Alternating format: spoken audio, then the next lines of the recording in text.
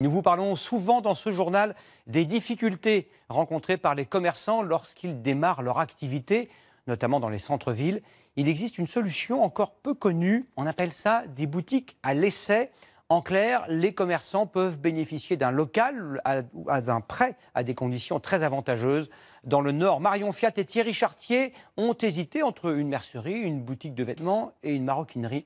Regardez le résultat. Voilà, la commande est bien arrivée. Martine a 55 ans et après avoir travaillé dans une usine de confection de lingerie puis dans la vente, elle a été licenciée l'année dernière. Alors, elle a décidé de créer son propre emploi en ouvrant sa propre boutique, de lingerie évidemment. Bonne journée, au revoir madame, merci. Et après 6 mois d'ouverture, ses résultats sont au-dessus des prévisionnels. Son projet semble voué au succès. Je voulais redonner aux clientes un service.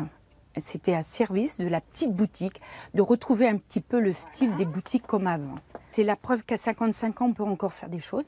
Et si Martine a pu ouvrir un commerce alors que dans sa ville, 3/4 des magasins ont baissé le rideau définitivement et que des centres commerciaux toujours plus grands continuent de s'ouvrir, c'est grâce à une fédération, les boutiques à l'essai.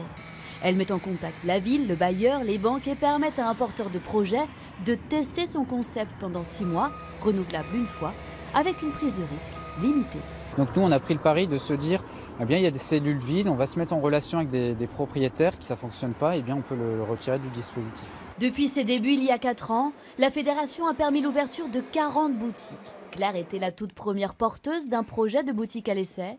Son chiffre d'affaires n'a cessé de progresser, plus 10% en 4 ans, ce qui lui a permis d'avoir un salaire fixe tous les mois, déjà, et puis d'augmenter d'avoir plusieurs marques, de créer un corner homme, parce que j'avais plus de pouvoir d'achat, j'avais plus d'argent dans ma trésorerie pour pouvoir acheter plus.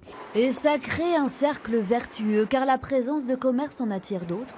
Ces initiatives permettent aux centres-villes de lutter contre leur propre désertification contre les centres commerciaux, tant bien que mal.